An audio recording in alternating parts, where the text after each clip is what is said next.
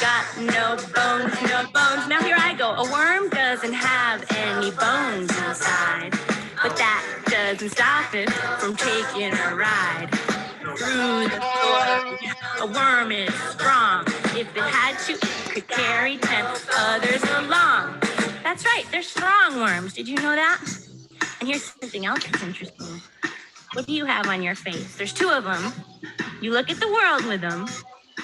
That's right, your eyes. Do you know what? Worms don't have any eyes either. So are you ready to sing about that? Let's go. No eyes, no eyes, no eyes, no eyes. A worm ain't got no eyes, no eyes. A worm doesn't have any eyes to see. But that doesn't mean it's gonna bump into a tree. It feels vibrations deep in the ground. And then it starts to move and wiggle around. That's right. Worms see the world by feeling it. Isn't that pretty cool? And here's something else. Let's think about this. What's at the bottom of your legs? You put your socks on them and you walk on the earth with them. Yeah, your feet. That's right, you have feet. But do worms? Of course not. So let's sing about that. Ready? Here we go. No feet, no feet, no feet, no feet. A worm ain't got no feet, no feet. A worm doesn't have any feet, you know. But that doesn't stop them from digging holes deep in the soil. And when the rain comes down, the worms will come out or they might drown. Have you ever noticed that? Rainy days, lots of worms. Poor guys. There's one more thing I want you to know about worms. What do you have inside of your mouth? They're white. Yeah, you have lots of them. They're teeth. That's right, teeth. Well, guess what? Worms don't have any teeth either. Oh my God. You ready to sing? No teeth, no teeth, no teeth, no teeth. A worm ain't got no teeth, no teeth. A worm doesn't have any teeth to chew, but that doesn't stop them from eating food. They take little bits of dirt in their mouth, and when they're all done, rich soil comes out. Hello, everyone. Welcome, welcome, welcome to tonight's World Weaver Salon series. We're so happy you're here.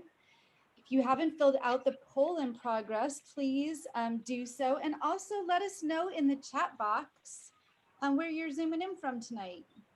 We would love to know who's here and where you're all calling from. My name is Sarita Pokel, and I am the Curriculum and Alliance Designer here at Women's Earth Alliance.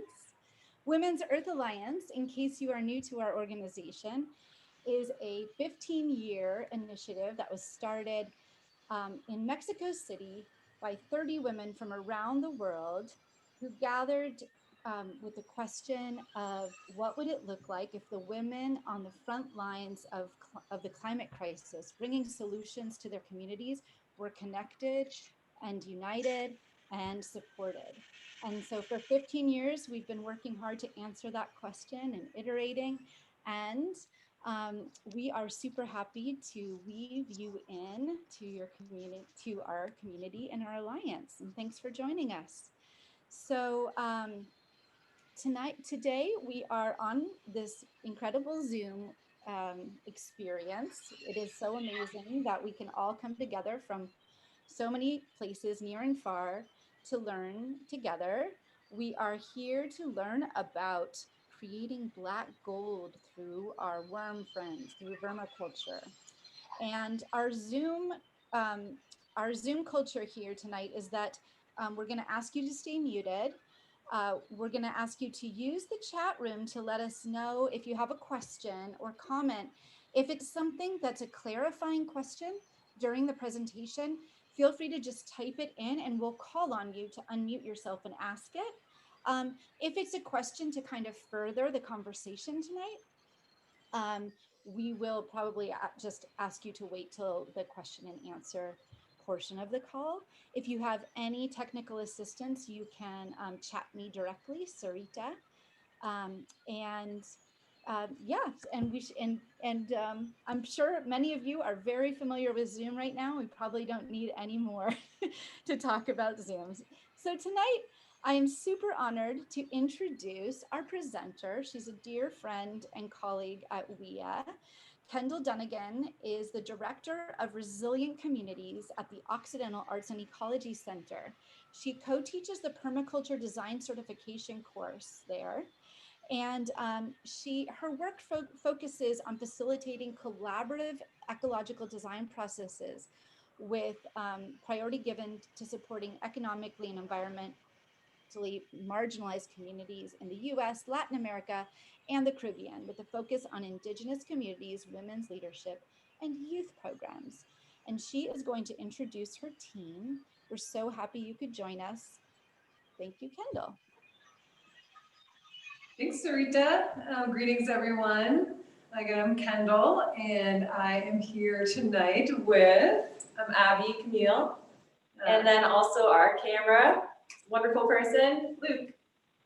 Everybody can't see him. So we started off with a little survey, and I just wanted to see if there's any results from that. Do you get any results, Sarita?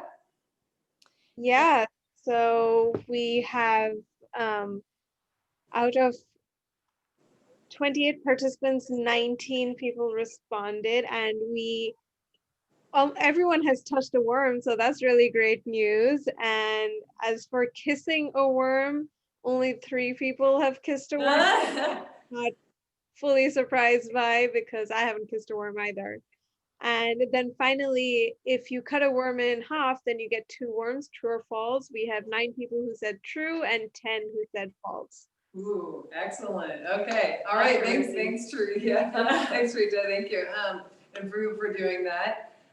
Good. So I just wanted to, just get a little sense of people's familiarity with earthworms, and so most everyone's touched a worm, so you know what they feel like, and they're very soft, and they're very gentle and peaceful. Yeah, kissing a worm, that's just a preference thing. And in terms of cutting them in half, we will get to that and figure out what the answer to that is. So tonight, what we're going to do is really be talking about how do we partner with nature. That's really the work that we do here at the Occidental Arts Ecology Center. We are here in the traditional territory of the Federated Indians of Greater Rancheria, and we're part of the California Floristic Province here in Sonoma County. And really the work that we do really sits at that intersection of justice and ecology. And so often the question that we're answering is, how do we harness the power of nature to work with nature instead of fighting against it? And that's exactly what we're going to be doing tonight. We're going to apply that to worms, and really, how do we harness the power of the humble worm, the mighty humble worm, and transform our kitchen scraps into this incredible black gold compost that we can then use to enrich our soil, and then to grow beautiful plants that can nourish us, and then continue that cycle on. And specifically tonight, what you'll learn is how to start your own worm bin. So we're going to look at this bin that's already going, and then we'll put together a new worm bin so you can see how to do that, because it's very easy, and there's a few things that you're going to want to know. Okay, now back to the controversial question. What happens if you cut a worm in half? Well, you get 2 worms. Because, there are things that, like lizards, I had this happen to me the other day, that I went to grab this lizard, and its tail popped off. And it's always a really weird experience, because the tail will keep wriggling, but the tail doesn't turn into a new lizard, but the lizard is typically okay, and it will regrow a tail. So with worms, so we're going to talk a little bit about their anatomy and look at that question. So worms, like us, are basically a big tube. And they have a mouth like us, and they have an anus, and their food comes in one direction and it goes through their little intestines, and then it goes out on the other end.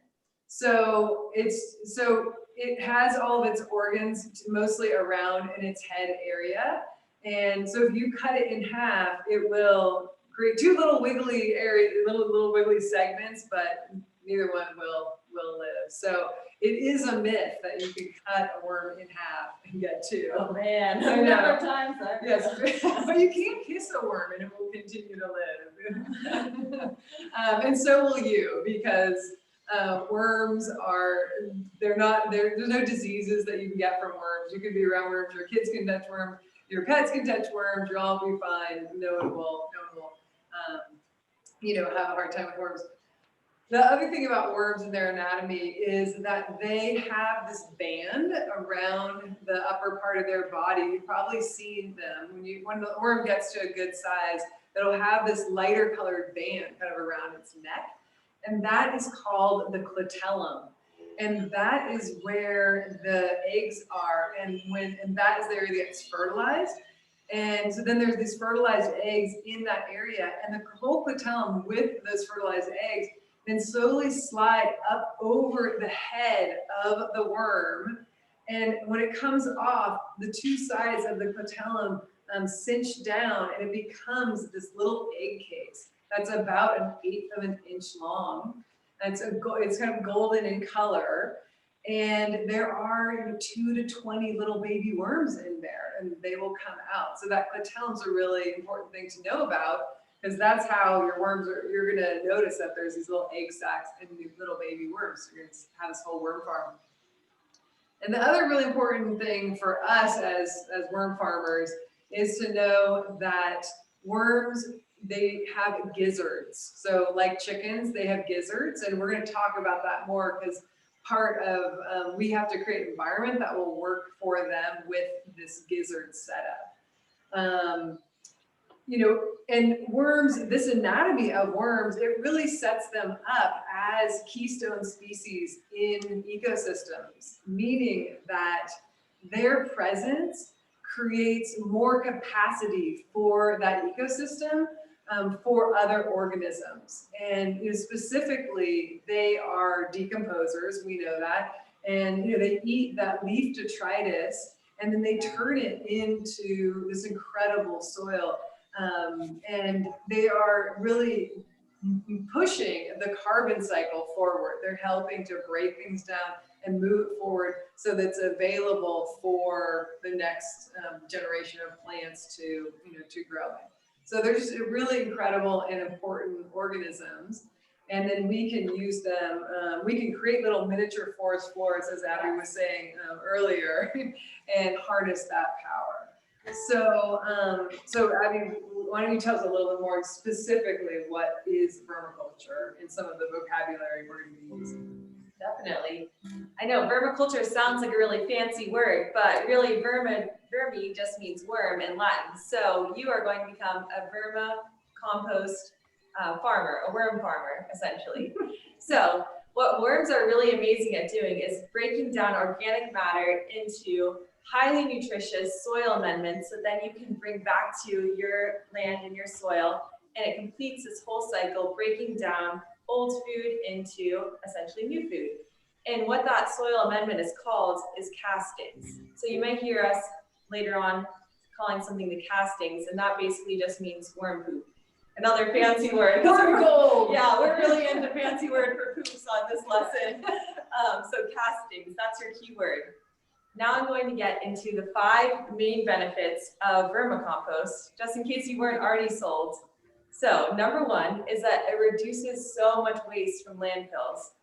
It works really well if you have another composting system too, an outdoor compost, but this is a perfect way to use up some of your leafy greens, your eggshells, other things we'll get into later, and turn them, instead of trash, into this amazing soil amendment that you can give back to your garden.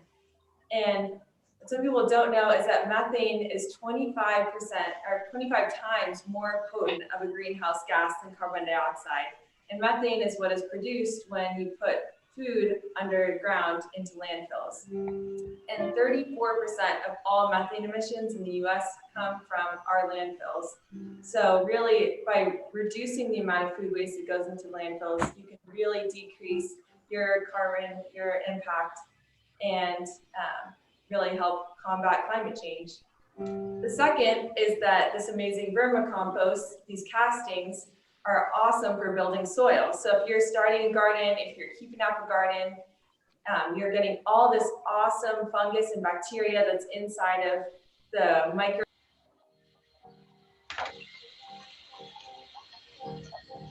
Free soil, woohoo!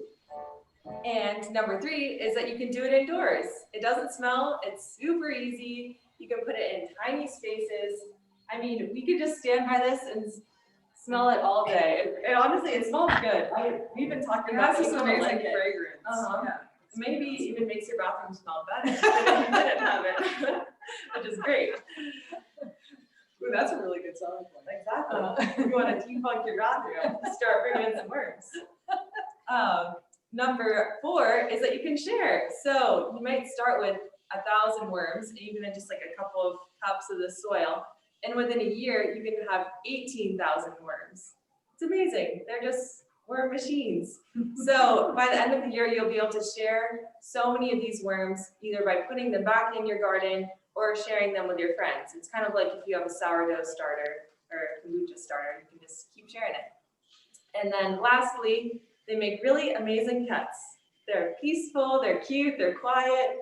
They are really just so easy to maintain by keeping a really mild and moist environment. We'll get into just the simple steps of how you'll be able to do it. But if you have kids, if you just like to have a pet for yourself, it's such an easy pet to have. That was pointed out by my mother, actually. She's like, they're the perfect pet for me. Yeah, exactly. I hadn't really thought of them as pets, but cool, that's great. Okay, so we're going to talk about 6 different things that's going to help you have really successful worm bin, and then we'll put together the worm bin. So one of the key things is it's like, what do worms need? What's the environment? And we are really creating kind of a forest floor environment in our little box. And so thinking a little bit about what kind of worm that is, because there's many different kinds of worms. There's thousands of different kinds of worms around the globe, but the kind that we're focused on are what people call red wigglers. It's the kind that you buy to go fishing. And it's different than night crawlers in that if people see night crawlers, those are these much thicker, bigger worms. And the difference between them is that these red wigglers, they are shallow feeders. So they are feeding right underneath the leaf litter, right in the top of that soil. And so they can really thrive in a small container like this one. The night crawlers are incredible as well, but they won't thrive here because what they do is they create these vertical burrows that in some cases go down many feet into the earth, and they pull that leaf litter down and compost it down deep in the earth, which is an awesome thing. But of course, they're not going to thrive in this kind of a setting. There's going to be like knocking heads all the time, Knock them into plastic. So not good. So we really want the little red wigglers. And then, what, and I mean, what, you want to come over here and look at this? You can look at our little red wiggler dude. AMTV, welcome to our crib. Yeah. Here, I'll just pull little dudes. Oh my gosh, there's like the biggest, oh my God, there's so many right here. There's just a gazillion there. Oh my gosh, look at this. There's just so many in there. So, they're just these little guys. They're loving this food in here. And we're going to talk about what's happening in here. Essentially they are really mellow little guys, and they like a more stable temperature environment. So, something between 50 and 80 degrees Fahrenheit, which is 13 to 25 degrees Celsius. Is really where they're going to thrive best. They can tolerate, greater ranges, but it's, you just want to aim for that. And, especially in the heat, what happens is that they dry out and they cannot handle that. So they really, need this, moderate temperature range. And, that's one of the reasons why, being able to have them inside is great, or in your garage or whatnot. And then the other thing they really absolutely have to have is a moist environment. So it's kind of a wrung out sponge, moist environment. If it's too wet, we're going to show you that we're designing it in so that these the liquids can fall out of it, so it can drain, so you won't get it too wet. But you just want that wrung out sponge, moist environment. And they really need bedding. And in this case, just using newspapers, paper is just great, shredded up paper. So that is just like on a forest floor where you would have leaves. You can use leaves as well if you had lots of leaves, but some sort of very light carbonous material that you can moisten, and you put a really thick layer of this. I mean, this, I usually have a good, couple inches on there. And then the last thing is, worms are photosensitive. Their skin is photosensitive. I mean, they don't like the light. And so they need a dark environment. They need an opaque box and a covering on it. So, keeping them in the shades, they're staying cool, and then keeping them, with their moist bedding and then in a dark box, they're going to do really well. No, we're using these Rubbermaid 10-gallon containers because we teach a lot, and we just found these to be the easiest and most durable and, best for our teaching situation. And this is what I usually set people up with when they first are starting. So, my mom has one, and, and my sister. And so this is a great one to start out with because it's just not complicated. There's a lot of different models that are out there, but this is just a great one. And you might have some of these laying around, but you don't have to use a plastic container. I've made many of them out of dresser drawers that are just, old wood.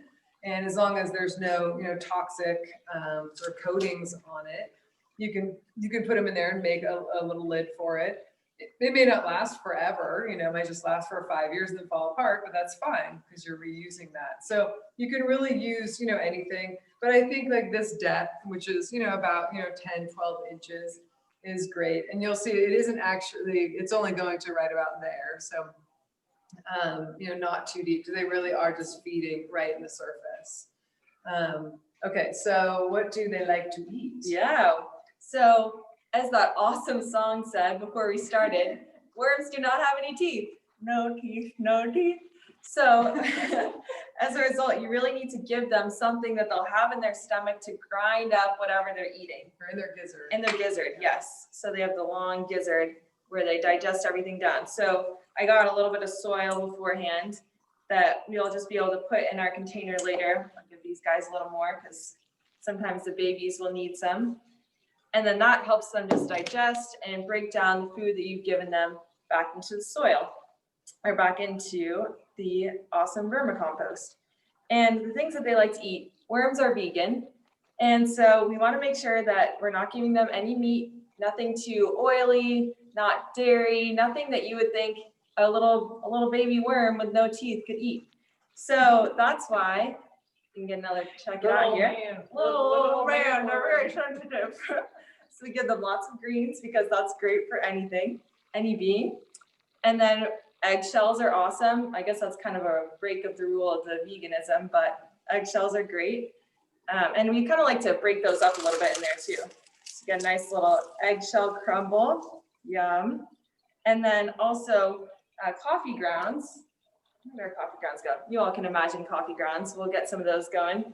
And you can even rip up the filters and put those in there too. So that's awesome. More things being diverted from the landfill. And I don't know if you want to bring it in here, Luke.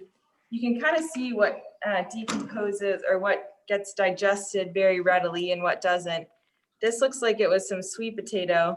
So that didn't go over quite as well, but it still doesn't smell. So it's really okay for it to be in there. Nothing will really kill the worms. It's just that you have to maybe take it out if it does start smelling. And then it's also important not to put in citrus or alliums. So onions and other things that are really kind of pungent. And the reason we don't put in any citrus is because it has a compound called limonene in it that is really intense and not great for the worms. So again, really anything that's a nice, light, leafy green, those eggshells, and other just like easily digestible foods. You Yeah. do have one question. Yeah. Is it Grace Quee? Did you want to unmute yourself and ask that clarifying question? Sure, thank you. Hi. Is it dangerous to give them too much coffee grounds because of its acidity? Are they okay with that?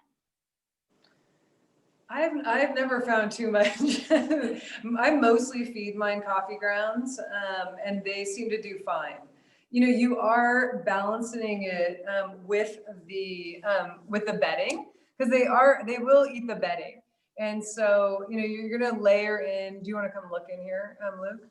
I mean, this one's actually an interesting one to look at, because it has been eaten down. Like just last week, there was a full bed of the greens, and then you can actually see some coffee grounds that are still in there. And you know, they'll eat that down. And you can see over here actually that there was a sweet potato that was put in here that you know, it's just taking a lot longer for them to break it down. And we grabbed that from Kels. And you know, that's fine as long as it's not smelling. And you know, if it's smelling, then you can just take it out. And that's the reason why I don't put bread in there, because I notice they just take so long for them to eat bread that it just starts molding. So I just have stopped doing it.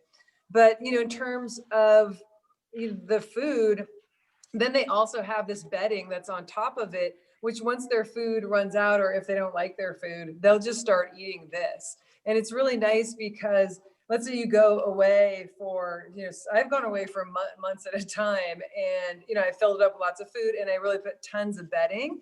And when I came home, the food was all gone, but there was still bedding there and they were doing just fine. So yeah, I found we feed him, I have tons of coffee grounds right here, and we feed him tons of it, and it's just been fine. I mean, one of the things I've heard too is that someone was telling me that they were feeding they were doing their bedding with redwood duff, with redwood leaves, and it took a while, but they adjusted to it. So I don't recommend that, but I think, you know, they are quite flexible in what they will eat. And you can slowly, you know, move them in one direction or another, and you're going to be able to tell if they're doing well or not, because you know how many worms in there. If there's a bunch of worms, they're doing great. If you can't find any worms, well, then something's up, and we'll talk a little bit more about that. Yeah. Okay. So did you have anything more about that you want to say? No, yeah, I think it's really just that they'll eventually eat most things, but it's just about how long it'll take them. So things that are more like fatty or thick, then it might just take longer. And so then that could contribute to a smell or a pest. But if you give them those light things, then they'll eat it right up. Great. Okay, so you have your bin, you're feeding them, and then you're putting this thick layer of moist bedding on top. And I mean, you can see I really have several inches on there. And then, you know, so things are going well, and after, you know, 6 months or so, you have quite a bit of castings in there. And you know, this one's filled up here with castings.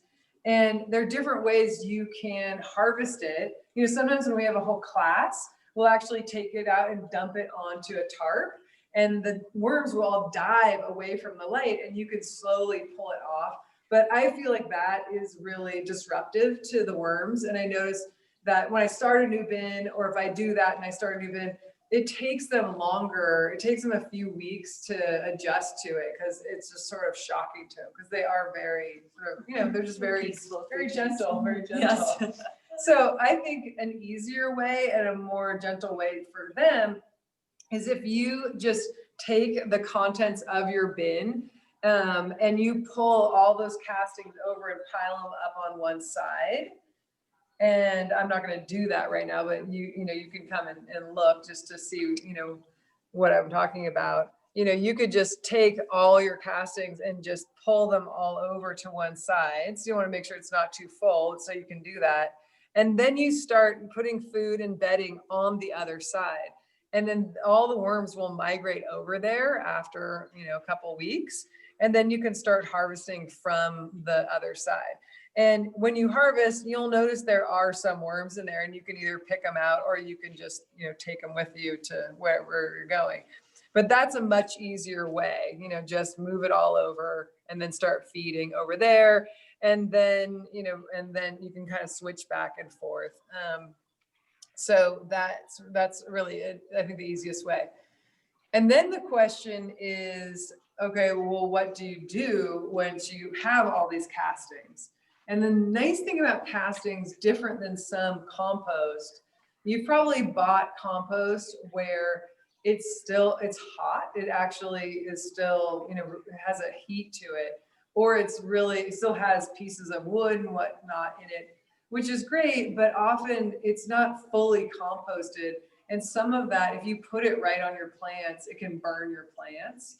And with worm compostings, it's really gone through this really deep composting process through the worm's body, which gives you both this fully composted worm castings, but it's also inoculated with all kinds of bacteria and fungi. So it's really sort of supercharged, and it's ready to use at any moment. So there's really three main ways that you can use it.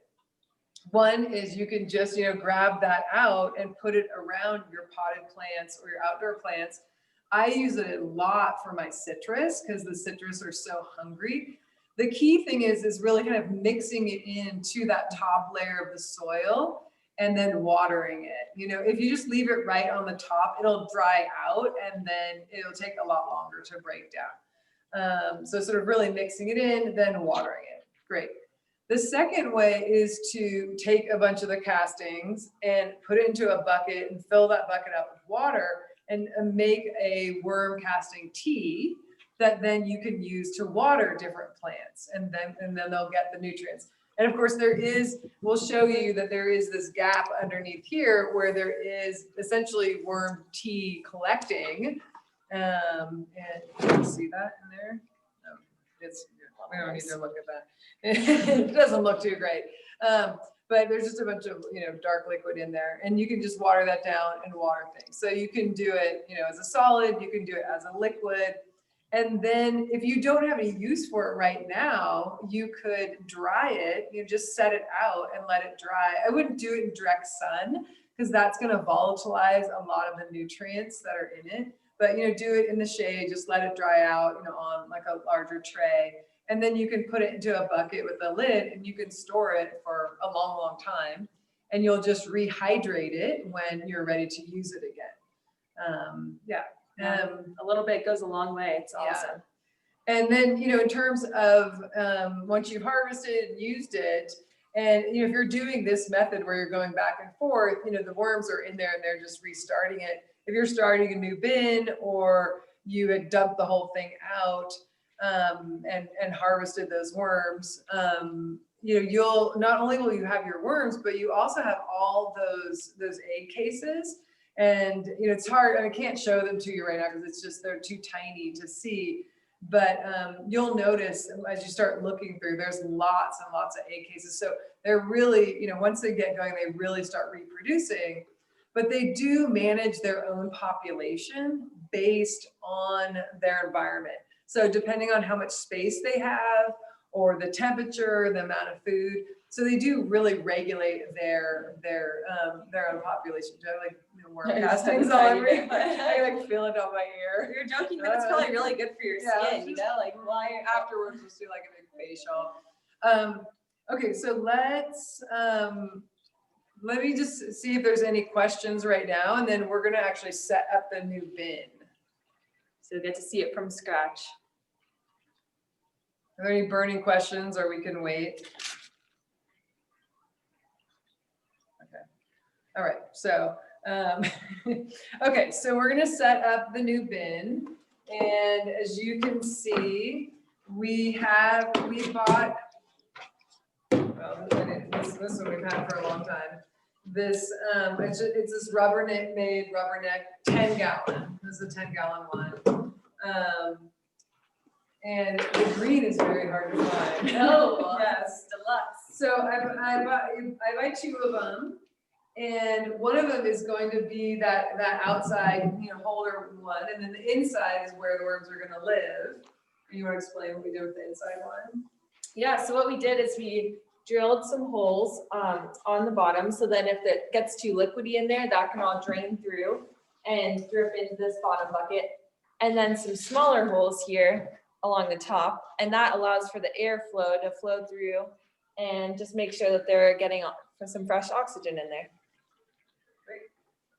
Okay, so these are nice because they seat right, inside each other, but they don't go all the way down. So depending on what you're using, that might just work. Or you can put a little spacer and support just right in the middle there, which I'm going to do anyways, just because the weight of all that moist castings can be pretty heavy, and it can really pull this down. So I have my little cup, setting it in there, and then we're going to put the ones with the holes in it. Now you do notice that there's some big holes on the bottom and the smaller ones on the side. I had the smaller ones in the bottom, but I just noticed it wasn't draining well enough. So I made the holes bigger, but of course the worms could get out because my finger can go through that. So and I do this with either way, with whichever size holes I have. I'm gonna take this newspaper and create a little barrier on the bottom there. So in this case, I'm gonna just moisten this and my big thing of water right here. I'm just gonna moisten this a little bit. And then that is going to lay on the bottom and cover up those holes. And I'm gonna, you can do a bunch. It'll still allow for it to drain onto the sides. It's kind of open on the sides. And yeah, this is going to help keep the worms from going through. So that's just a little basis for it. Thank you. Compost some of the news too. Okay. And then, do you want to put worms in? Yeah, definitely. Okay. So this box, oh my gosh, has so many worms in it. It's crazy. Kendall, where do you source the worms for your first time? So you can, so I have my favorite little book here, and this is an older book now. So she's putting the worms in there with the worms and the castings. Hold on, I'll get to your question in just a second. Often you can find these really big pockets of worms. You can see right here, there's just this huge pocket of worms. And the nice thing about taking it with the other castings is that there's all the eggs are going with it too. Yeah, it's pretty epic. Oh, a little bit of. But of course, like so many things, you can, I would say first, just ask your friends if they have any worms, if they do have a worm bin, and you can just grab a few jars of it.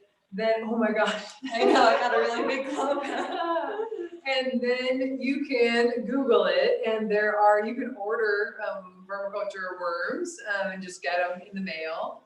And then you can go to the fishing store, a hardware store if they have fishing stuff, and you can buy a container of the smaller red wigglers. That's the shallow feeding ones, and that will work as well. Okay, so we have our little liner, we have our giant ball. Oh my gosh! Oh my gosh! That's amazing. We love worms. That's so exciting. They're so soft. I can barely even feel them. Wow. Okay, so they're going to be really happy. And it's interesting to note that, this box is really, really thriving, and it has a lot of baby worms. There's only a few I can see in here that have the clitellum. Most of them haven't developed that yet. The smaller and the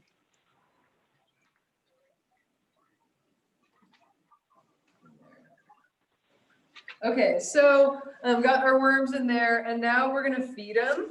So, you know, these are just some like weeds that we were pulling out of the garden. So I'm just gonna cover them all up with it. I don't have to really feed them a ton right now. It's like the worm cooking show. I love Totally. this. It's so fun. Because it's gonna take them a little while to start eating. And so I just covered them with some of the lettuce, and now I'm gonna take the coffee grounds and the paper, and I'm just gonna cover them with that. And these are all moist. I'm gonna take some of my eggshells, and I'm just gonna grind them up, put them in there. You can also leave them, some of them bigger, because I think they're a really nice habitat for the baby worms. I noticed when I pull them out, there's a whole bunch of baby worms in there. And so that's kind of cool. Just, you know, leave them in there. Just make it a little playground. Yeah. Do you want to, and then we're going to put the bedding on, and that's really the most important thing. Yeah, let's do, so I'm going to do a thick layer of the damp Okay. ones. I'm just going to put lots of these on there because this will just kind of, it's almost bedding in itself. Yeah, maybe Luke, you want to get a bit of view of what it looks like in there. Yeah, so you can see there's the worms down there. Just covered it with a little bit of greens, and now I have all these coffee filters because my husband loves to drink coffee. And then this, we're gonna cover the entire thing with these are just shredded up newspaper that I ordered something, and this is what they stuffed it with, which was really awesome versus, you know, some kind of plastic. So I've been using this for a while. The other thing that what I usually use is just shredded up newspaper. So, you know, if you have your newspaper, it's really easy to shred at the fold. And then what I do is I just put it in there and then cover it. So like all of these, I'll just moisten them up. Just making a compost cake. Yeah, and then, so you just want to have it nice and thick. So you want to even shred up some more and put it in there. Yeah. So, because you can see, Luke, if you want to come in and we can really like take a look at this. So, I mean, it looks like the bin is getting filled up. Of course, you know, it's not. It'll start pushing up more and more. But it's just really critical that they have this moist layer on top of them, because that's what's going to, you know, hold in the moisture underneath. And it's really going to help you with so much of your troubleshooting. So I'm going to talk a little bit about that. Oh, before I do, a couple of things. The lids. So you get 2 lids as well. One of them I like to put underneath. And I just, you know, I just like to have it, you know, up off the ground or the floor. And then, you know, second lid, you just put on the top. And it also has holes, the top one. And, you know, that's it right there. There's your finished worm bin. Now, there are a lot of other organisms that live with your worms. And we were checking out this one that we've had for a long time. And there are, you know, I don't know, there are this other little teeny worm, which they call potworms. It looks like a little baby worm, but it's white. And there's lots of them in there. Sometimes you see these little springtails, which are really tiny. They're only about a centimeter long. And I mean, they're, you know, just a few millimeters long. I mean, and they're very thin and they're white and they're hard to see unless there's like a ton of them. And they're kind of like moving around doing their own thing. There's something else in here that I don't even know what this is, but they're fine. All of those things are fine. They stay in the bin. This is the habitat they want, and they're just, you know, they're just part of the ecosystem that you created. That's like the forest floor, and so that's all fine. They can all work together. But there are some things that can not be necessarily a problem for the bin, but can be bothersome to you. So things like ants, you know, especially for, you know, if you have in your house, you don't want to be attracting in ants. And ants means that your bin is too dry. So you need to, you know, create a moisture environment and have a lot more moist bedding. Thick moist bedding will solve most of your problems most of the time. So ants, it's too dry, put more, moisten it up, put more moist bedding. Fruit flies. Fruit flies are also typically, because you need thicker, moister bedding. If you have it covered all the way, and we'll be really careful when we're done with this to really make sure we get all the way over to the edges and over the whole thing, because that disables the flies from getting down there. Fruit flies, we talked about avoiding citrus because a lot of the fruit flies come along with that. And, if you're having a really big problem with fruit flies, just don't put fruit in there. And, if it is a huge problem, you have something that's just, sludgy or whatever, you can always just dump it all out in your other compost, dump it out under a tree and start over. That's the worst that's going to happen. But I think you just do lots of moist bedding, it'll all be fine. Kendall, you have a bunch of really good questions. Is this a good time for that? Let me just say two more things and then it's Q&A time. Great.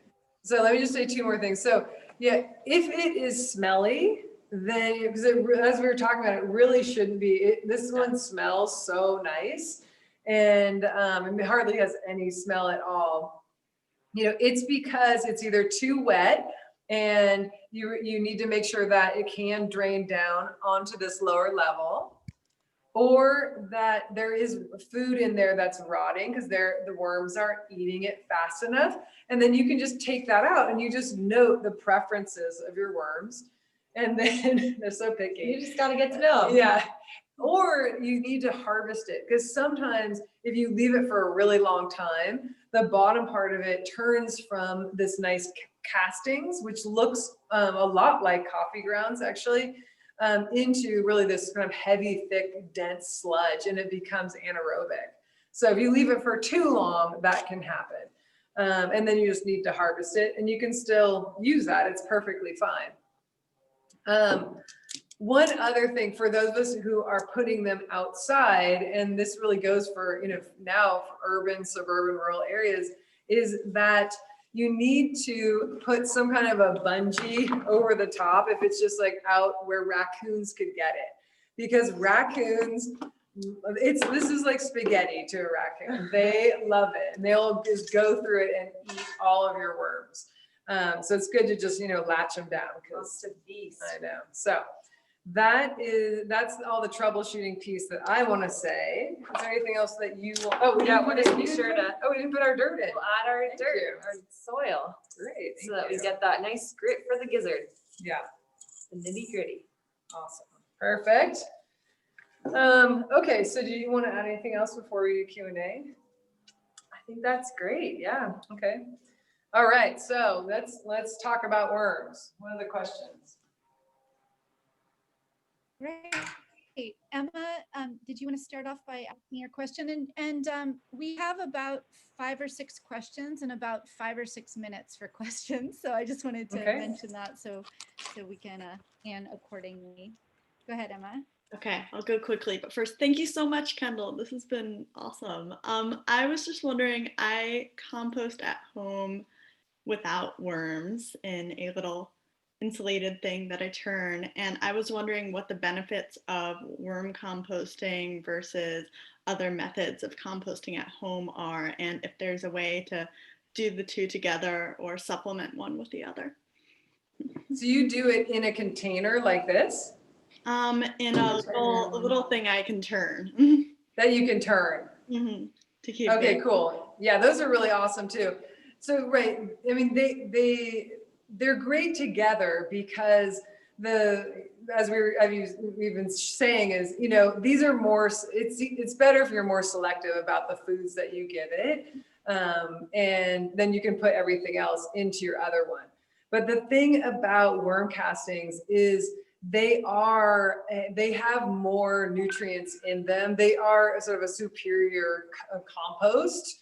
I mean, compost is amazing, but then this has the added benefits of going through their system and picking up all that microbiome that's inside of the worm. And then that enriches the soil and just makes it that much more alive, and those nutrients that much more accessible. So, and the other thing is that, once it's broken down, it's just, there's so much castings, and it's so easy to access it. You can just take a handful and go put it around your plants. It's often a much less of a, wait time than with your composter, but they really do need to go together. So they're really perfect to have together. Thank you so much. I'm so going to start doing this. I'm excited. We have a few questions from people who don't have mics available to them tonight, so I'm going to just ask them for them. From May, she's asking, she says, I have a hungry bin and it's infested with red mites, she thinks. Is there a solution, or does she have to start over? So mites are one of the things you find in there, and they aren't necessarily a problem. If they are bothering you, then they are a problem. Like if they're coming out, but if they're just in there, then it's probably okay. Again, I think you can really, put a really thick layer of your moist bedding and see if that helps. So it's like really like every little crevice is covered up, and do a nice thick layer and see if that changes it. If they're still bugging you and they're coming out, then yeah, you can just start over, and that's perfectly fine. That's part of, working with living organisms. Another is, what are some of the environmental solutions? I'm sorry, I'll have to repeat it. Oh, what? Sorry. What are some of the reasons that I think that's what she's trying to say, the reasons of we should do vermiculture? This is from our colleague in Indonesia. Why? Yeah, one of the things I was saying earlier is that food waste creates some of the most methane of really any form of waste in the United States and around the world. And so when you put food under the earth in landfills and it's in an anaerobic environment, then it produces methane, which is one of the most potent greenhouse gases. So this is a great way to make sure that your food isn't going into the landfill and is being repurposed into creating actually healthy soil instead of contributing to greenhouse gas emissions. Great. And it's a climate solution. Yeah. Partner with worms, people. And Emily asks, as they reproduce, what do you do with extra worms? Can you place them around your yard? Yeah, the kind of worms that we're talking about, the Eisenia fotida and the Lumbricus rubellus, that is the two different species that are typically used.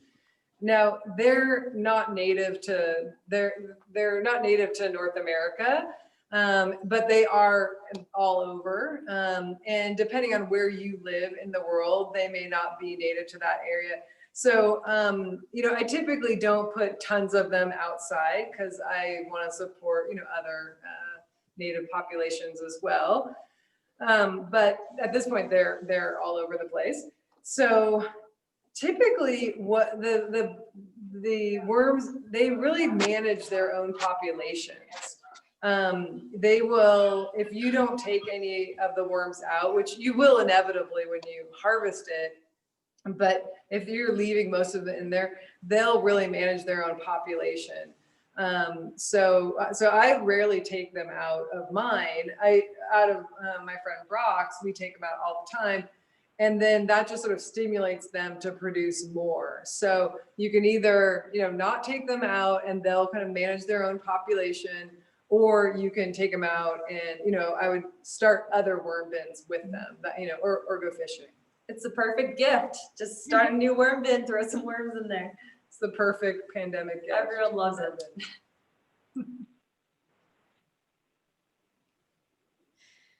Wonderful. Laraz, would you like to ask your question and unmute yourself?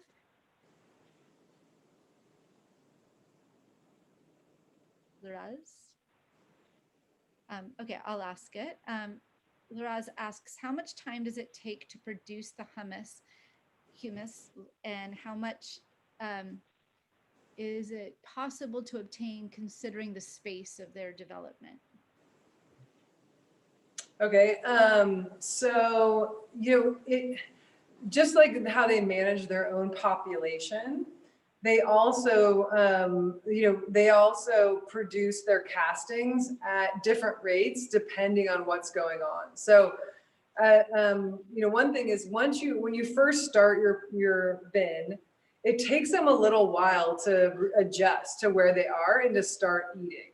So, a bin like this, once they get settled in, and if I'm feeding them regularly, then it could probably fill up, I don't know, in a few months, in 2 months, 3 months.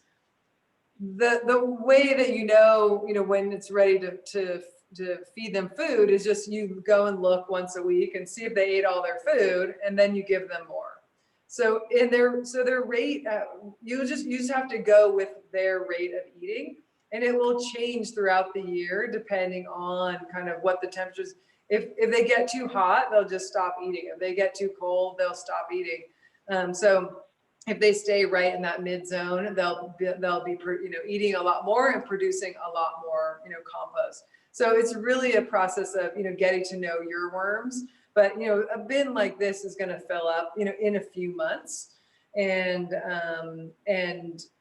for like this kind of bin, I think is good for 1 to 4 people. Like in my house, we have 2 of these, and there's 3 of us in there, and it also allows me to kind of be filling one up and then letting the other one letting them to eat everything up, and then I'll harvest them out and use all that. So you'll have to see if you're here in Northern California. We're going to start going into the winter where it's cool, so they really will slow down their metabolic activity. They'll produce a lot. They'll eat less. They'll produce less compost, and then they'll really kick back in the spring. But I often bring them into my bathroom, as I said, and then they just kind of crank all the time. So. I know that we need to transition to the end. Thank you so much for all your questions. And I just really encourage you to go for it. Again, the worst thing that can happen is you just need to dump it out and start all over. And that is a great learning process that I've done many times. And I just want to let people know that here at OAC, myself and my co-partner, Brock Dahlman, we will be teaching an online permaculture course starting in March of 2021. So if you're interested in this kind of work and doing environmental, ecological based design with the social justice, view on it, then please take a look at our website, and maybe I'll see you then. Thank you so much, Abby, and thank you, Luke, and all you wonderful WIA people out there. Thank you so much, Kendall and Abby and Luke and everyone here that joined us for this this lesson and this World Weaver series. We wanted to let you know that the World Weaver Salon series is sponsored by Verizon and sponsored by the Verizon Volunteer Network.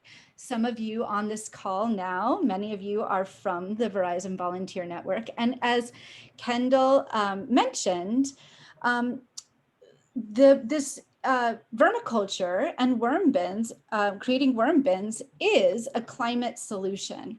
And so we really look at taking action in these World Weaver Salon series. It's all about learning some new information, getting some new ideas of how we can all be actively working on climate solutions in our homes and in our communities.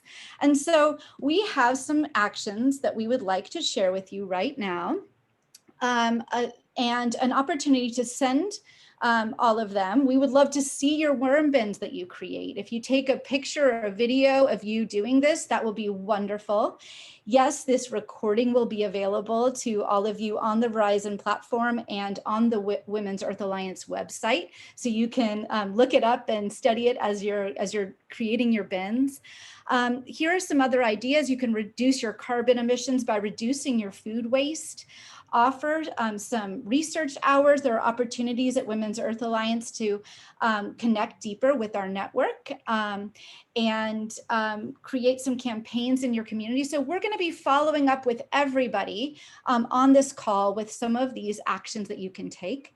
We also want to bring your attention to Occidental Arts and Ecology Center's contact information. They are an incredible resource. Kendall mentioned that she's going to be delivering an incredible online permaculture course coming up soon, and you can get more information and follow OAEC on Instagram. Please also follow Women's Earth Alliance on Instagram, Facebook, and Twitter as well. And we would love to see you on our next World Weaver Salon Series courses. So we have coming right up in the next few weeks, women from the Indigenous Conservation track of our Indonesia Grassroots Accelerator program, sharing about their conservation strategies in Indonesia.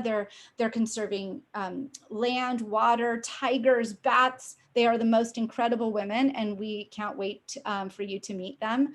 We have a salon coming up for families that you could bring your whole family to. It's called There Is No Waste in Nature, and it's a really wonderful series by one of our accelerator alumni, Monica Ibakachi. And we also have Pandora Thomas, one of our design team members, and presenting, and this Accelerating Women's Environmental and Climate Solutions in the US in December 15th, a chance for you to meet many women in our US network and all of the participants in this year's Grassroots Accelerator. So we hope to see you on these. Please connect with us on social media so you can stay tuned about them. And thank you very much. We had, for joining us, we had people on this call from Indonesia, New Zealand, the UK, and from 14 states in the nation, as well as Guam. We're super proud to have such a broad and diverse and wonderful alliance, and we hope you have a wonderful night. Thank you for joining us.